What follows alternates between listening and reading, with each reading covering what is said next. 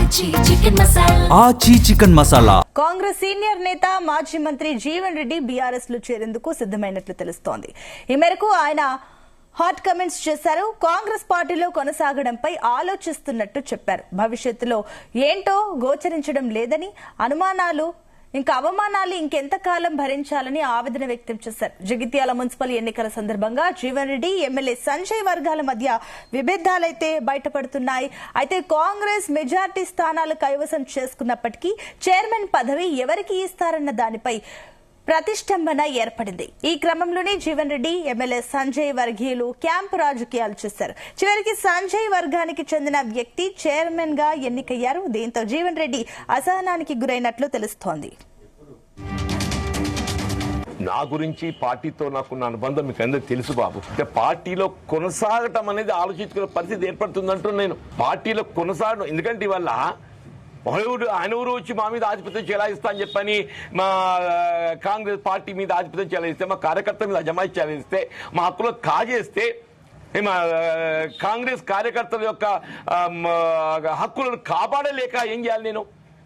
Please guide me. Definitely అదే, అందుకే బాధపడుతున్నాం అంటున్నా నేను. ఇప్పుడు ఈ శోభ ఇది ముగింపు కాదంటున్నా నేను. ఇట్లా ఈ విధమైన ఈ వేధింపులు ఈ వేధింపులు సహిస్తూ ఎంతగా కొనసాగగలుగుతామా? నాకు నేను ఏదైతుందో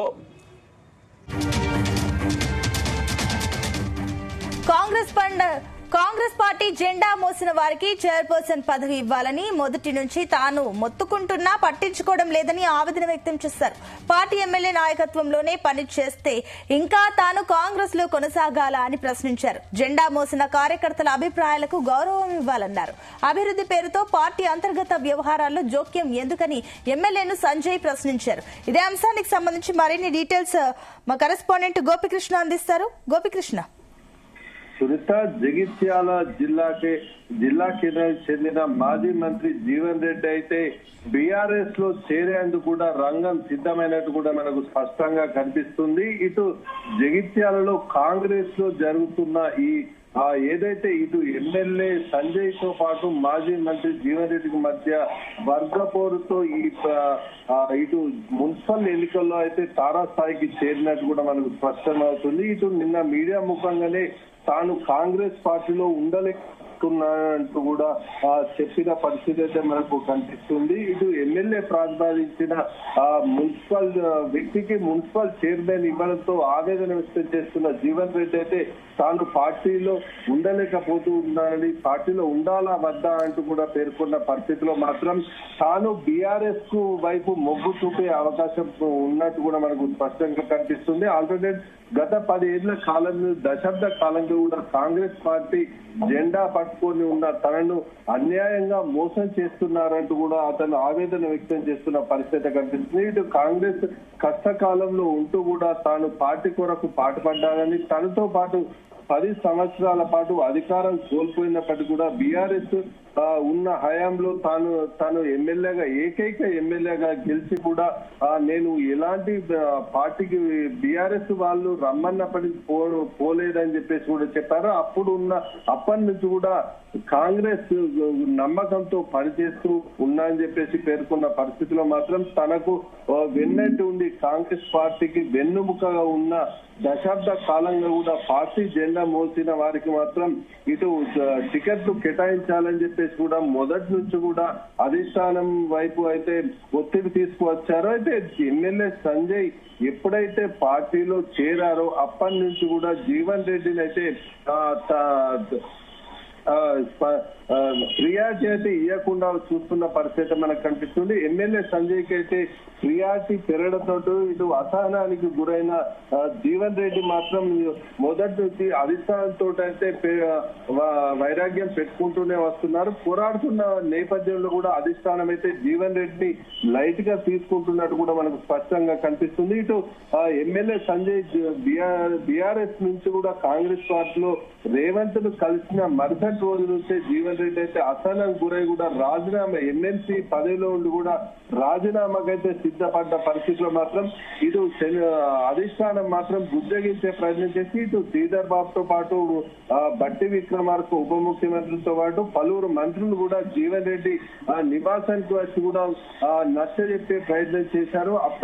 అప్పుడు వెనుకంజ వేసి తనకు పార్టీలో ప్రియారిటీ ఉంటుందని తను చెప్పిన విధంగా నడుస్తామని చెప్పేసి బుజ్జగించిన నేతలు ఎవరైతే ఉన్నారో ఇప్పుడు సంజయ్ వైపు సంజయ్కి ప్రియారిటీ ఇవ్వడంతో కూడా మనస్తాపానికైతే జీవన్ రెడ్డి గురవుతున్నట్టు కూడా మనకు స్పష్టంగా కనిపిస్తుంది. అప్పటి నుంచి కూడా ప్రతి దాంట్లో కూడా సంజయ్ తో మాత్రం ఢీకొట్టుతూనే ఉన్న పరిస్థితి నెలకొంది. సర్పంచ్ ఎన్నికల్లో కూడా ఇటు జీవన్ రెడ్డి వర్గానికి సంబంధించిన మద్దతు తెలిపిన వారు నిల్చున్న పరిస్థితి, ఇటు సంజయ్ వర్గానికి సంబంధించిన వాళ్ళు కూడా నిల్చున్న పరిస్థితి అయితే కనిపిస్తుంది. అప్పుడు కూడా ఎన్నికల్లో కూడా పోటీ చేసిన పరిస్థితిలో మాత్రం ఇరు వర్గాలకు సంబంధించిన వారు కూడా సర్పంచ్ పదవులు అయితే గెలుపొందారు. అయితే అప్పుడు పార్టీ సింబల్ తో కాకుండా ఇండిపెండెంట్ గా ఉన్న పరిస్థితిలో మాత్రం దాన్ని ప్రియారిటీ అయితే లేదు. ఇప్పుడు ప్రస్తుతం అయితే మొన్న జరిగిన మున్సిపాలిటీకి సంబంధించిన ఎన్నికల్లో మాత్రం పార్టీ సింబల్ తోటి ఖచ్చితంగా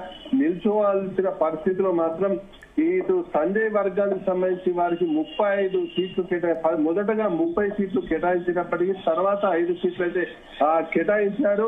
ఇటు జీవన్ రెడ్డి వర్గానికి 20 నుంచి 15 సీట్ల కుదించడంతో ఇటు మొత్తం 50 వార్డులకు గాను 50 వార్డు కూడా ఇరు వర్గాలకు సంబంధించిన వాళ్ళైతే నిల్చున్న పరిస్థితి కనిపిస్తుంది. ఇందులో సంజయ్ వర్గానికి సంబంధించిన వాళ్ళు 14 మంది పార్టీ గుర్తుతోటి గెలుపొందితే జీవన్ రెడ్డి వర్గానికి సంబంధించిన వాళ్ళు 9 మంది అయితే గెలుపొందిన పరిస్థితి ఉంది. ఇటు ఇండిపెండెంట్ సంజయ్ వర్గానికి 3, జీవన్ రెడ్డి వర్గానికి కూడా 9 మంది గెలుపొందడంతో 17 మంది సంజయ్ వర్గానికి 18 మంది జీవన్ రెడ్డి వర్గానికి ఉన్న పరిస్థితిలో కూడా చైర్మన్ పదవి కోసం మాత్రం 2 రోజులుగా ముమ్మర ప్రయత్నాలు అయితే జీవన్ రెడ్డి చేసిన పరిస్థితిలో ఇటు ఉప ముఖ్యమంత్రి తోటి మాట్లాడుతూ కూడా చర్చలు కొనసాగించి పార్టీ జెండా మోపిన నేను ఎవరికి కూడా ప్రిఫర్ చేయనని పార్టీ జెండా మోసిన వారికి ప్రిఫర్ చేయాలని చెప్పేసి కూడా జీవన్ రెడ్డి అయితే ప్రపోజల్ అయితే పెట్టిన పరిస్థితిలో మాత్రం ఇటు సంజయ్ మాత్రం సమిన్ల వాణి అడ్వాల జ్యోతి పేర్లు అయితే మెన్షన్ చేసిన పరిస్థితిలో మాత్రం చివరికి 2 రోజుల అంటే నిన్న జరిగిన మున్సిపల్ చైర్మన్ ఎన్నికల్లో అయితే ఎమ్మెల్యే సంజయ్ వర్గానికి సంబంధించిన తమిళ వానికే కేటాయించడంతో ఇటు పూర్తి స్థాయిలో మనస్తాపానికి అయితే గురైనట్టు కూడా మనకు స్పష్టంగా కనిపిస్తుంది. ఇటు జీవన్ రెడ్డి మాత్రం ఇటు ఉన్నది ఏదైతే అధిష్టానం చెప్పిన గీత బైలైన్ అయితే నేను దాటాను అని చెప్పి చెప్పిన పరిస్థితిలో తన అనుచరులు కూడా ఏదైతే పార్టీ నుంచి గెలుపొందిన వారితో పాటు ఇండిపెండెంట్ గా పోల్ చేసిన వారు కూడా అధిష్టానం మాట నేను జీవదాటను, నా మాట నా అనుచరులు కూడా జీవదాటను అని చెప్పేసి కూడా చెప్పిన పరిస్థితిలో కూడా జీవన్ రెడ్డిని చెప్పినప్పటికీ కూడా ఎమ్మెల్యే సంజయ్ జీవన్ రెడ్డి వర్గానికి సంబంధించిన 4 మాత్రం క్యాంపుకు అయితే గుట్టు చప్పుడు కాకుండా ప్రజాభవన్కి వచ్చి తీసుకెళ్లారని చెప్పేసి కూడా జీవన్ రెడ్డి ఆరోపిస్తున్న పరిస్థితి మనకు కనిపిస్తుంది. ఇటు నేను పార్టీకి అనుగుణంగానే పార్టీ బైలైన్ ప్రకారము పార్టీ ఎవరు సూచిస్తే వారికి మేము చైర్మన్ కు మద్దతు తెలుపుతామని చెప్పినప్పటికీ కూడా మున్సిపల్ చైర్మన్ కు సంబంధించిన మద్దతు తెలుపుతామని చెప్పినప్పటికీ కూడా ఎమ్మెల్యే సంజయ్ తమపై ఇలా చేయడం అనేది బెదిరింపులకు పాల్పడి 4 సభ్యులను అయితే తీసుకెళ్లారని చెప్పేసి కూడా కాంగ్రెస్ ఇటు జీవన్ రెడ్డి వర్గీయులు అయితే ఆరోపిస్తున్న పరిస్థితి కనిపిస్తుంది. ఇటు నిన్నటి నుంచి కూడా ఇది తారస్థాయికి అయితే చేరినట్టు కూడా తెలుస్తుంది. మొదటి నుంచి కూడా ఇటు ఎంపీ పిసిసి గతంలో రేవంత్ రెడ్డి పిసిసికి రేస్ లో ఉన్నప్పుడు జీవన్ రెడ్డి పేరు కూడా పరిశీలనలోకి వచ్చిన పరిస్థితుల్లో అప్పటి నుంచి కూడా రేవంత్ రెడ్డికి జీవన్ రెడ్డికి మధ్య కొంతమేర గ్యాప్ ఏర్పడిందంటూ కూడా కార్యకర్తల ద్వారా అయితే మనకైతే సమాచారం అయితే అందింది. అప్పటి నుంచి కూడా ఇటు రేవంత్ రెడ్డికి సంబంధించిన బంధువులు నిజామాబాద్ నుంచి ఎంపీగా పోటీ చేస్తారన్న కోణంలో ఇటు జీవన్ రెడ్డి కరీంనగర్ పోటీ చేయమని ఎంపీగా పోటీ చేయమని చూసిన పరిస్థితిలో మాత్రం జీవన్ రెడ్డి నిజామాబాద్ నుంచే పోటీ చేస్తారని పట్టుబట్టడంతో కూడా కొంతమేర జీవన్ రెడ్డిపై వ్యతిరేకత వచ్చిందని చెప్పేసి కూడా ప్రచారం అయితే కొనసాగుతుంది. ఈ నేపథ్యంలోనే జీవన్ రెడ్డి సీనియర్ నేతగా దాదాపు దశాబ్ద కాలంగా ఉన్న పరిస్థితుల్లో మాత్రం తనను అనగదొక్కే ప్రయత్నం అయితే చేస్తున్నట్టు కూడా కార్యకర్తలు అయితే ప్రచారం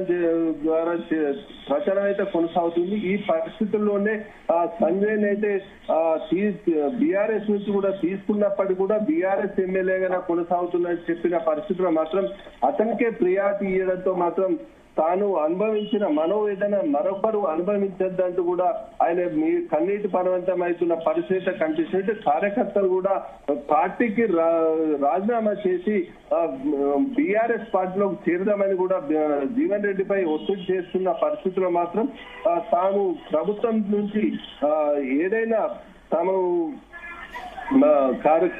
పార్టీ కొరకు పాటుపడ్డాం, ఏ పార్టీలో ఉన్నా పాటుపడే శక్తి తమపై ఉందంటూ కూడా జీవన్ రెడ్డిపై కార్యకర్తలు అయితే ఒత్తిడి చేస్తున్న పరిస్థితుల్లో మాత్రం జీవన్ రెడ్డి అయితే నిన్న జరిగిన ఇష్యూలో మాత్రం తనను నమ్మించి మోసం చేసే విధంగా ప్రయత్నం చేస్తున్నారని చెప్పేసి కూడా పార్టీ అయితే వీడాలని ఆలోచిస్తున్న పరిస్థితి కనిపిస్తుంది.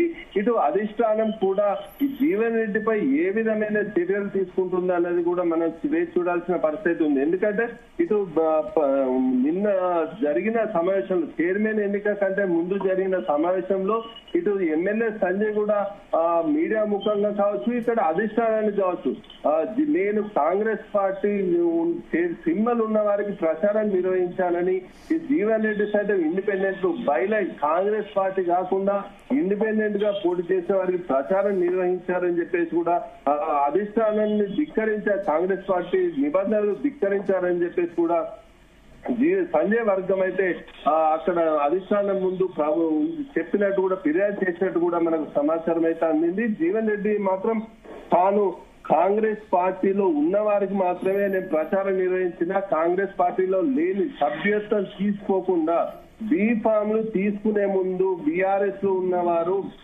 కాంగ్రెస్ పార్టీలో అసలు సభ్యత్వమే లేని వారిని నేను ప్రచారం చేయలేదు, అదే సంజయ్ చేశారని చెప్పేసి కూడా జీవన్ రెడ్డి ఆరోపిస్తున్న పరిస్థితి అయితే కనిపిస్తుంది. మొత్తానికైతే జగిత్యాలలో మాత్రం జీవన్ రెడ్డి అయితే రాజకీయ భవిష్యత్ పై మరి 2-3 రోజులు ప్రకటించే అవకాశం ఉంది. అధిష్టానం చర్యలు తీసుకుండబోతుందా లేదా జీవన్ రెడ్డి పార్టీ తన జరుగుతున్న అవమానాలను భరించలేక పార్టీ నుంచి బయటకు వెళ్లి బీఆర్ఎస్ పార్టీలో చేరుతారన్నది మాత్రం వేచి చూడాలి. ఇటు ధర్మపురి అరవింద్ కూడా ఇటీవల కూడా మాట్లాడుతూ కూడా జీవన్ రెడ్డి అంకుల్ పై పార్టీకి వస్తే నేను సాధారణంగా ఆహ్వానిస్తానని చెప్పేసి కూడా అరవింద్ అయితే చెప్పిన పరిస్థితిలో ఇటు జీవన్ రెడ్డి ఏ నిర్ణయం తీసుకుంటారన్నది మాత్రం సర్వత్రా ఆసక్తి అయితే నెలకొన్న పరిస్థితి కనిపిస్తుంది. Right, thank you Gopikrishna.